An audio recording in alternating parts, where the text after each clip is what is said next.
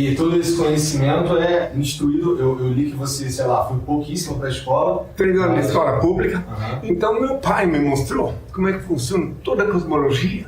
Antes do jejum, eu era como um ateu, porque eu não reconhecia o deusinho que tem mãe inventado pelos homens. Então eu falava só sobre o cosmos, durante 10 anos, de 69 a 79. E Deus tem uma pessoa ou ele é o cosmos mesmo? Deus, se ele é uma pessoa? Ora, Deus é o supremo criador, ele é o único ser incriado, não tem mãe, o único eterno, o único ser digno de adoração e veneração, onipresente, onisciente e onipotente, o único ser do universo. Então, prestai muita atenção, ele é maior que o universo. Ele que é o criador do universo, de tudo. Só que ele é maior que o universo. Então, você já pensou um deusinho lá, que homem de barba branca lá em cima, e aí tu invoca ele aqui, não vês ele. Quer saber onde é que ele está? Quer saber, tu que me perguntas, se tu não tiver, preste bem atenção, por um instante, ele abandonar o teu corpo, teu sangue coagula. Ele é o onipresente. Tu não podes fugir dele, nem na hora de cometer um delito, de cometer um crime. Não pode ver tudo. Agora, este é o detalhe importante. Que se ele é onipresente, e tu não pode fugir dele, nem na hora de cometer um pecado, por que? Prestai bem atenção. De onde vem a palavra religião? Religare. Então, se tu não pode fugir dele nem para cometer um pecado, por que precisa de alguém malandro, sem vergonha, que vem te cobrar 10% do teu salário para te religar com ele? Fique sabendo por que eu fui crucificado. Porque eu disse aos meninos que os que se pensam cristãos, então nem 1% de 1% faz o que eu disse. Às vezes, milhares, tu quando orares, entra no teu quarto, fechar a porta, ora o teu Pai Celeste. Em seguida, ele viu que se passa e te abençoa, disse. Não mandei ninguém em igreja, não, por isso que me odiaram tanto. Porque não tinha mais porquê tu pegar uma vaca, um boi, e lá amarrar na porta da sinagoga para pagar teus pecados, para poder falar daí com o que se dizia representante de Deus. Entendeu? E por isso também, que o ato que pratiquei, que culminou com a minha crucificação, quando eu chicotei os vendilhões na porta do templo. O que um templo tem que ter casa de mulher? Por quê? Então aí ele está. Quem quiser entender, entende. Outra coisa. Já que estamos conversando, quer dizer, eu estou sendo entrevistado. A Bíblia é um livro de letras mortas, repleta de fábulas, lendas, parábolas, metáforas e até charadas. Só com a anuência do Altíssimo, do Criador Supremo, é que podes compreender ela. Porque senão tu vai sair, a Bíblia, se tu não pedir para ele inspiração, tu vai te tornar um assassino. Tu vai sair por aí matando mulher, criança, porque está lá que o José matou. Tu vai sair por aí praticando incesto, porque está lá escrito que Ló praticou. Então, e outra coisa, vai te virar ateu. Se tu pela Bíblia, a Bíblia vai me tornar ateu se eu ler sem clareza. Sem pedir ao Pai.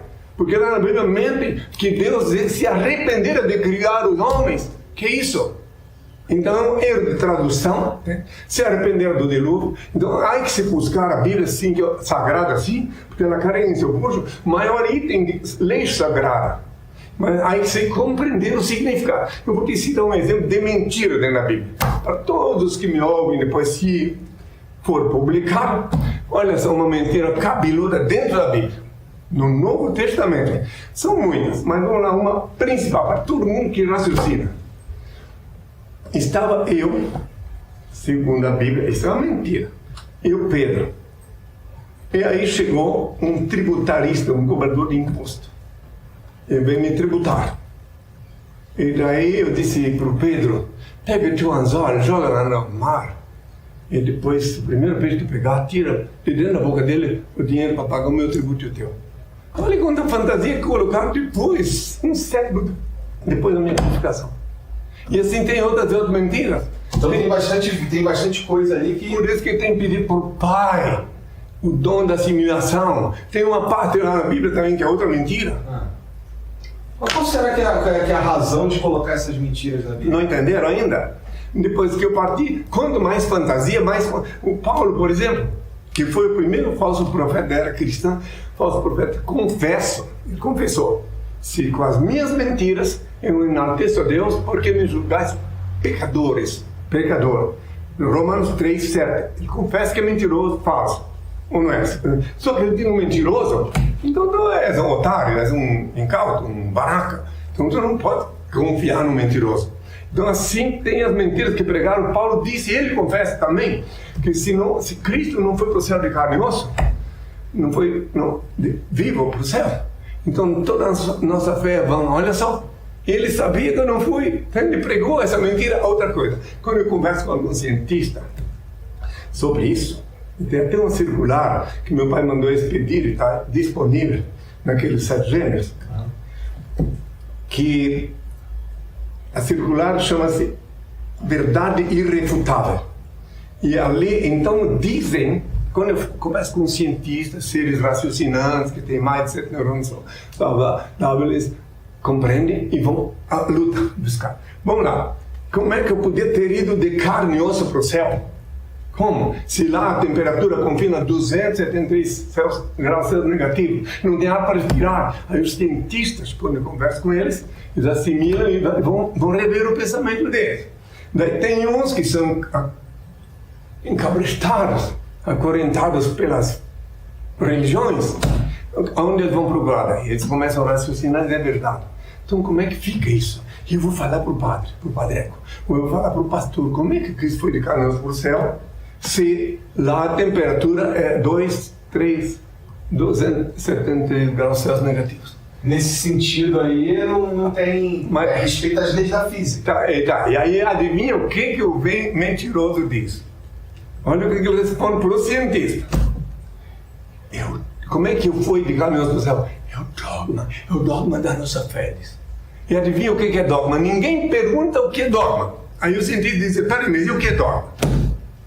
Dogma, eu digo, é o cadeado do raciocínio. Quando tu não pode explicar uma coisa à luz da ciência, tu diz que é dogma. Então, esses anos todos, veja bem, eu estava na França. A França dos países que eu visitei foi o mais livre até agora. Agora eu estou vendo que está sendo acorrentado. Mas foi um dos países mais livres do mundo que eu tive.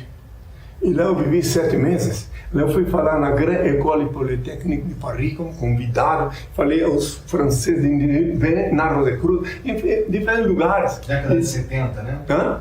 Na década de 70. Em 80. Em 80? É. Tá. Eu cheguei na Europa em 1980. 80. E saí em 81.